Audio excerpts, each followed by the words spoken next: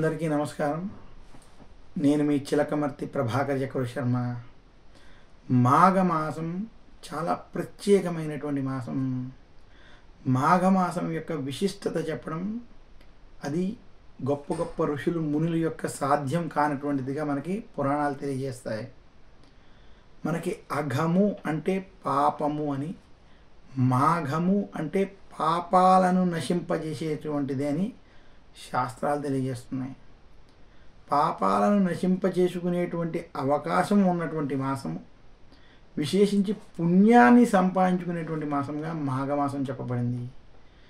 కార్తీక మాసంలో కార్తీక పురాణానికి ఎంతటి ప్రాధాన్యత ఉన్నదో, ఉత్తరాయణంలో వచ్చేటువంటి మాఘమాసంలో మాఘమాసానికి సంబంధించినటువంటి మాఘ పురాణ పఠనానికి అంతటి విశిష్టత ఉన్నది. ఈ మాసం అంతా కూడా మాఘ పురాణాన్ని పఠించడం, ఆ పురాణాన్ని అర్థం చేసుకుని అందులో చెప్పినటువంటి విషయాలని ఆచరించడం వల్ల వారికి మహావిష్ణువు యొక్క అనుగ్రహం చేత పుణ్యం లభిస్తుందని శాస్త్రాలు తెలియజేస్తున్నాయి. విశేషించి మాఘ పురాణాన్ని మనం పరిశీలించినట్లయితే ఈ మాసంలో ఏ వ్యక్తి అయినా ఖచ్చితంగా ఆచరించాల్సినటువంటి విషయాలు 5. మొట్టమొదటిది స్నానం, 2 దానం, జపం, తపం, హోమం.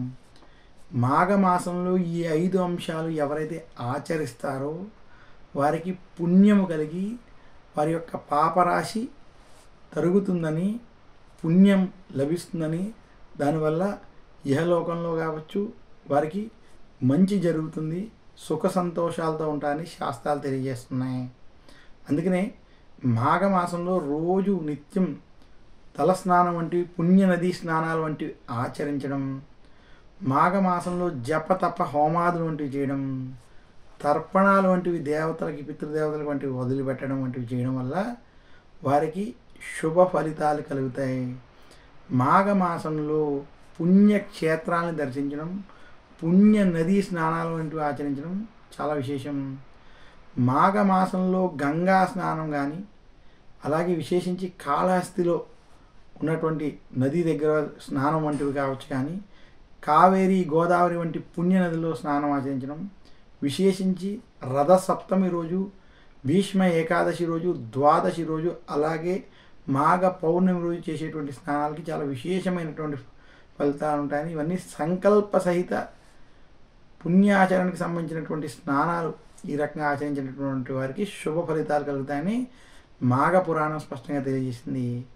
ఇంకా మాఘ పురాణం ప్రకారం ఈ మాసంలో చేసేటువంటి దాన ధర్మాలకి విశేషమైనటువంటి ఫలితాలు ఉంటాయని, యజ్ఞయాగాదులకి, వ్రతాలకి, హోమాలకి చేసేటువంటి ఫలితాలు చాలా విశేషంగా ఉంటాయని శాస్త్రాలు తెలియజేసాయి.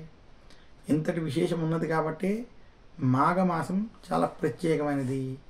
ఇక మాఘమాసంలో వచ్చేటువంటి మాఘమాస శుక్లపక్ష పంచమి, శ్రీ పంచమి, సరస్వతీదేవికి సంబంధించినట్టుగా, మాఘమాస శుక్లపక్ష సప్తమి, రథ సప్తమి, సూర్యారాధనకు విశేషంగా ఉన్నటువంటిదిగా, అలాగే మాఘమాస శుక్లపక్ష షష్ఠి రోజు వరుణ దేవుణ్ణి ఆరాధించేటువంటి విధంగా, మాఘమాస శుక్లపక్ష అష్టమి రోజు భీష్మాష్టమి, మాఘమాస శుక్లపక్ష ఏకాదశి భీష్మ ఏకాదశి, ఇవన్నీ కూడా మనకి చాలా విశేషమైనటువంటి రోజులు. అలాగే మాఘమాసంలోనే మనకి హయగ్రీవుని యొక్క జననం జరిగినట్టుగా హయగ్రీవుని ద్వాదశి రోజున పూజించేటువంటి విధంగా చెప్పబడింది. ఇక మాఘ పౌర్ణమి మాఘమాసంలో చాలా చాలా పుణ్యమైన రోజుగా, ఈరోజు చేసేటువంటి పుణ్య నదీ స్నానాలకి, అలాగే ఈరోజు చేసేటువంటి ప్రయాగ వంటి క్షేత్రాల్లో చేసేటువంటి స్నానానికి 1,000,000 రెట్ల పుణ్యఫలం ఉంటుందని శాస్త్రాలు తెలియజేస్తాయి. ఇదే కాకుండా మాఘమాస పౌర్ణమి రోజు గౌరీదేవి యొక్క జననం జరిగినట్టుగా గౌరీ వ్రతాలు వంటివి ఆచరించేటువంటి సాంప్రదాయం ఈ మాసంలో ఉంది. ఇక మాఘమాసంలో కృష్ణపక్షంలోనే మనకి మహాశివరాత్రి వంటివి ఉండడం ఈ మాసం యొక్క విశిష్టత, ప్రాధాన్యతను తెలియజేస్తుంది. ఇంతటి విశేషాలు ఉన్నాయి కాబట్టి పుణ్యార్చన సంపాదించుకోవడానికి చాలా అనుకూలమైనటువంటిది, చాలా విశేషమైనటువంటి మాసం కాబట్టి ఈ మాసానికి ఇంతటి విశిష్టత ఏర్పడింది. దక్షిణాయనంలో కార్తీక మాసం ఎంతటి ప్రాధాన్యమైందో, ఉత్తరాయణంలో మాఘమాసం అంతటి విశిష్టతతో కూడుకుని ఉన్నటువంటి మాసమని శాస్త్రాలు స్పష్టంగా తెలియజేసాయి. అందుకనే ప్రతి ఒక్కరూ కూడా సనాతన ధర్మాన్ని పాటించేటువంటి వారికి మాఘమాసం ఒక అద్భుతమైనటువంటి అవకాశం. ఈ మాసంలో చేసేటువంటి స్నాన దాన జప తప హోమాదులు వంటివి విశేషమైనటువంటి ఫలితాలు ఇస్తాయని తెలియజేస్తూ మరొక్కసారి అందరికీ మాఘమాసంలో వారికి అన్నీ అనుకూలించాలి, భగవంతుని యొక్క అనుగ్రహం కలగాలని కోరుకుంటూ సెలవు తీసుకుంటాను.